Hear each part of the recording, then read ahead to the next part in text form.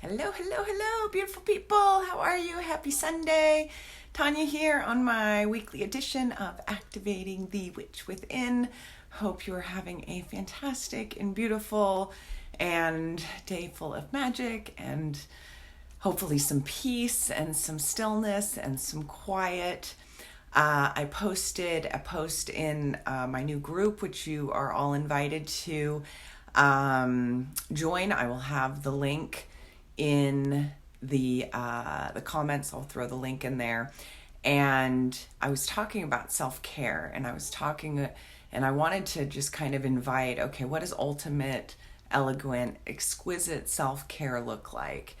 And if you had your ideal self-care day in a perfect world and everything was flowing in my life exactly as I want it to flow. Hi, Susan, talking about self-care.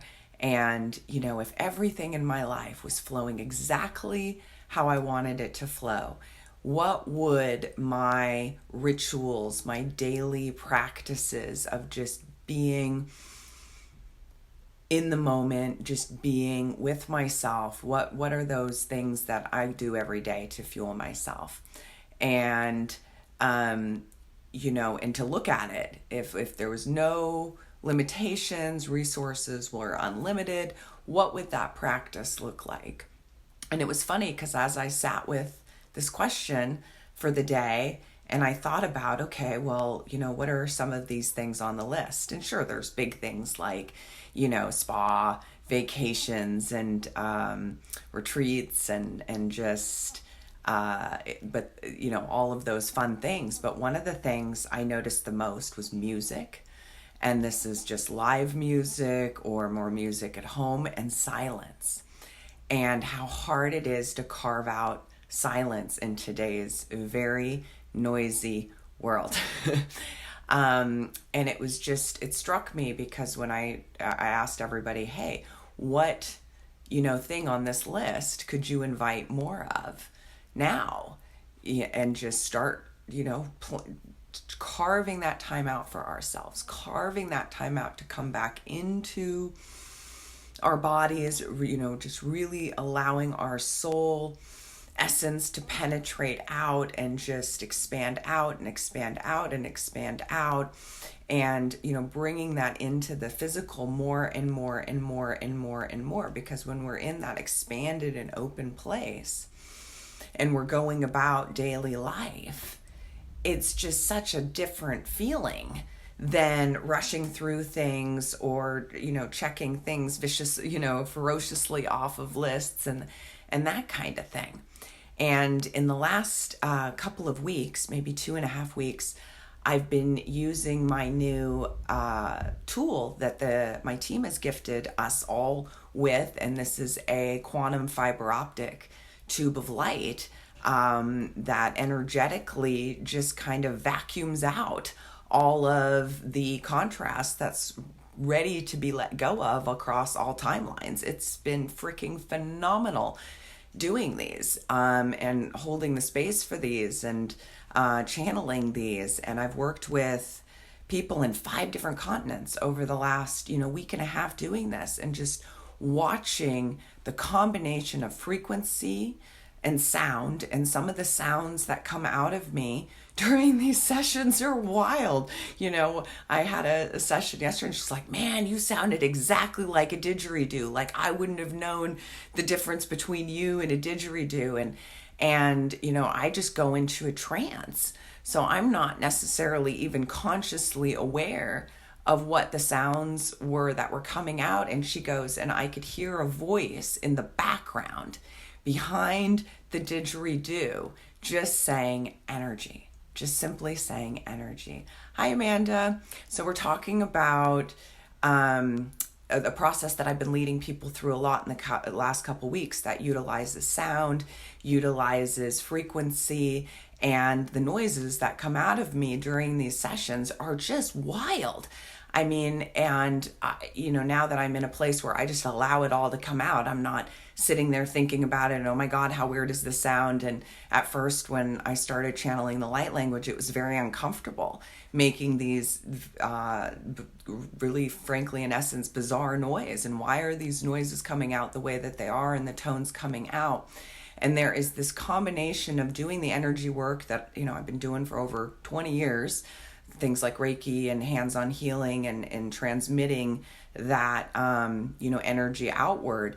And now that I have infused that with these very deep frequency sounds, some of them very primordial, very ancient, and it's like I can watch these sounds going in and picking up energetically all the tar and all of the sludge and the slime and just all this stuff that's happened to us over the course of our souls. And it's, hard for our mental minds to conceptualize that we're timeless, ageless, magical beings of light that just happen to be in this human body for the time being. And we came here for a reason. We came here with a plan. We came here to have a lot of fun and get, shit done, but soul shit. And which embodies the human shit too, obviously. But, we're here to be human and embody as much as we can that essence of the endless and the timeless, and balancing it so we're not striving for perfection, we're not trying to be this highest, most expanded. We just are this expanded version of ourselves. So as I've been doing these sessions, really fusing the sound medicine with the energy healing, and then coupled with guided imagery that allows a connection between not only the left and right brain, but the subconscious and the conscious mind. It builds that bridge where where whoever is receiving the experience can consciously choose to cross that bridge and say, yeah, I'm ready for a clean slate. Yeah, I'm ready to let the charge of all of this go that I've been carrying with me for eons, or that might be carrying with me through my family line. And it's not their fault, it's in the family line. They had to go through all the shit that they went through to create some of that contrast that was there. And we always retain the love. We always retain the experience and the wisdom. And what's happened, as I see it, just from a collective perspective, we're, out picturing so much of the contrast instead of out picturing so much of the wisdom. And what we focus on grows. What we put our attention on is, comes back to us. So as we get the mindset work and the brain support, I had an implant removal the other day too, where I've been doing an Archangel Metatron activation and dropping, and he just goes ahead and drops his cube into the person's third eye that we're holding space from, and just clears out all the clutter, the negative belief systems, the negative thought forms, everything that the person with their own free will is ready to say, yep, bye, I'm done with all this stuff.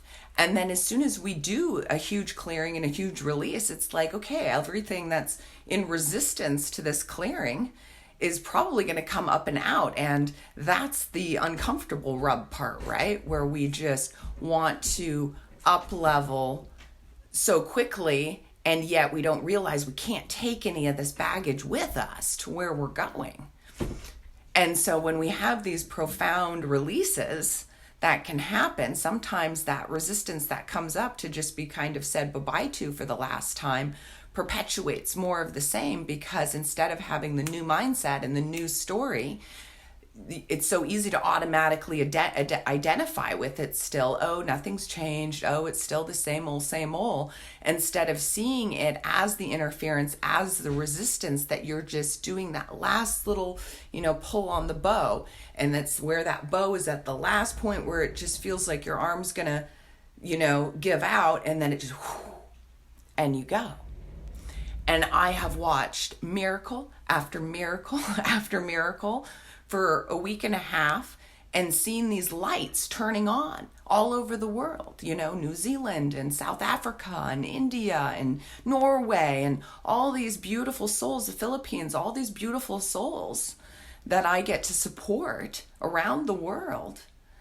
And I can see them light up. I can see their field light up. And so many of us are doing this every single day, whether we're aware of it or not.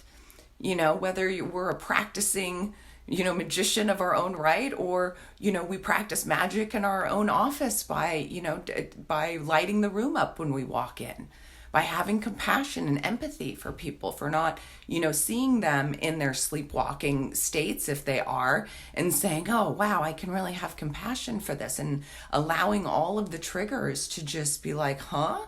Oh, okay, no, I'm going to go over here. Because none of that low vibration stuff is really going to work if we are embodying more and more and more and more and more of who we really are each day. And I have had some pretty huge ahas in doing these, and in my own craft and in my own, delivery of the magic I do every day. And sure, it's practical. Sure, it has, all the tangible parts, but being able to really go into and sit in the womb of creation, out and floating in the middle of space with another person, and like close my eyes and feel into that and be like, wow, this is my office. Are you freaking kidding me? And we all have that, potential.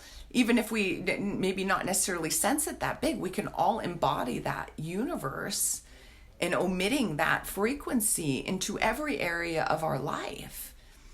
And I recognize something interesting this past, over the past little while. I've written songs and poked around on the guitar my whole life, and it's just kind of always been just a little hobby of mine. And I never really felt comfortable sharing my voice, blah, blah, blah, blah, blah. Well, 20 years ago, maybe, I wrote a song, and at the time I knew I was sensitive. At the time I knew I had gifts. I just didn't really understand much of it at that point.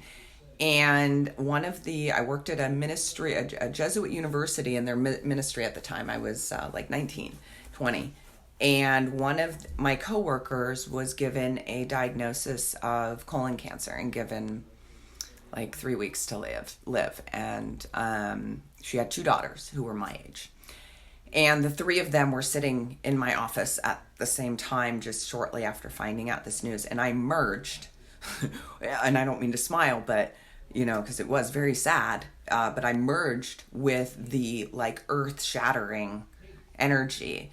And I just my empathic heart just, went right into their experience and just bled with them. I mean, it was just so traumatic. And I went home and I wrote a song. And I have sat with that song, for over the years, and, I'll play it and sing it. And I had a friend years later who lost a battle to leukemia. So the song took on another meaning with him. And then the other day I was singing it out of nowhere. I haven't sang it in a long time. Somebody was sharing with me about their mother in hospice, and one of my best friends has, seen both basically watching both of her parents go within a very short amount of time. And I've just been sitting with the song. And as I finished it, all of a sudden the light language came at the end of it, and I sang it in a different way with this piece of music that's been with me. And I have a psychic surgery team that works with me in sessions too, and they are a very ancient Aboriginal tribe that existed here on Earth a very long time ago.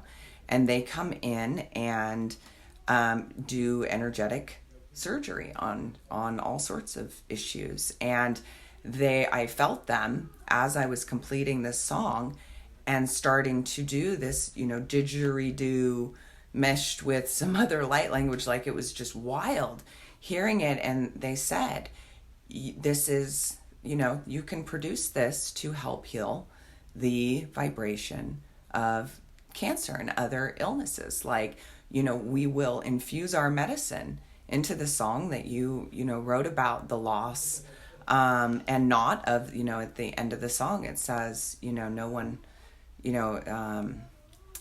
no one's going to die. I mean, even though this person is, and none of us really die, is the essence of the song. And just hearing it after messing around with it for that long, and then hearing the light language come in at the end of it, I don't know, something just changed in me. I'm like, okay, this is more than I expected with all of this. And the getting used to, just flowing with it all and letting the sound and the vibration, coupled with the mindset and the visualizing, the brain actually becoming free, all of these things can facilitate the most profound shifts and miracles in people's lives. Do I share this song? I've never recorded it. I've never played it on a, live feed. I mean, I've only ever sung it on my couch. Maybe I should do it right now. What do you think? I don't know. I don't know if my guitar's a tune. Anyways, we'll see. Maybe I'll hop in my group. You know what? That's what I'm going to do. After this feed, I'm going to go hop in my group, and I'm going to give everybody a treatment with it. And practice it for the first time. I think that's a great idea. A little less scary than on the public, because I really, the music's been inside of me, but I've never allowed myself the opportunity to really let it out. I've let other aspects of my personality out of the bag over the years. Yeah, and you know what, Amanda? I'll send you an invite to the group before I hop in and do it. And thanks for the little gentle push there. But I guess there's all these ways that we have gifts and we have talents, and we compartmentalize it, right? We'll be like, okay, well, I'll let all this stuff out, but over here I'll keep that little area, just for me, or not for everybody else. And it's just the confidence, really. It's not that I haven't wanted to share it with the world. It was more like, oh, well, what if I look like a dork and everybody laughs at me, right? I mean, you go into that almost teenager, embarrassment mode, right? Like, no, everybody's looking at me, but it's okay. Like this energy and these healing treatments are meant to be shared. And we have so much more support than we could ever possibly imagine. It is absolutely mind-blowing, how much support we have. So I will go, I am going to do that, hop off here and go record the song real quick in the group. So everybody who's in there already, I just started it like a few days ago, so I haven't had a chance to start inviting everybody. But I'll go in there and hop in and try it out. So thanks everybody. Yeah, it's time. It's really time. It absolutely is really, really, really time. And for those of us, speaking for myself, who have lived their life feeling the suffering of the planet, feeling other people's suffering. I mean, I could be a little girl in the grocery store walking down the aisle, and people's hips were screaming at me, and their, heads were screaming at me, and I could feel their shoulders. And, I took on this weight because I could feel these things viscerally in my body, and turn on the news and, feel an entire town and, whatever it is, really feeling the heaviness that this planet is carrying. And guess what? She's got us. She's got us. We can, we don't have to hold ourselves separate from Earth anymore. Just because we don't have tangible roots that we can see grounding us into her, we are just as connected as the tallest redwood, as the highest bird flying, as the dolphins and the whales in the sea, every animal, every creature. We all have our root system. Ours are just, invisible. And, we have this great thing that, allows us, this great thing of our mind that allows us to, explore the realm of possibility within this human experience. So how do we let go of the contrast? How do we let go of the doubt? How do we let go of all of these things that have been holding us back? And that's why this process I've been doing has been just so deeply powerful for me to share, because I'm literally watching people dump millions of years worth of freaking baggage in a half hour, 45 minutes. It's wild. And, at the end, we're both crying, and it's just like, I'm facilitating, but I'm equally witnessing, and I'm receiving too. I listen back and I get something every time, because it's just, bigger than me, but not, because it's coming out of me and I'm co-creating with it. So instead of, it's just been a trip. It's that's the best way to describe it. So I'm going to hop off here. I'm going to go hop in the group. And if you want to see what I'm going to record in there, then shoot me an invite, or I'll be sending some out to as well to those of you in the community. And as always, I'll pop in a 15-minute consult link for you to have a chat with me if you want to take any of the stuff that I've talked about deeper. And I just am so grateful to be here and to, give you guys this weekly offering. I enjoy it so much, and much love and light to you and yours, and have a beautiful rest of your day. Bye for now.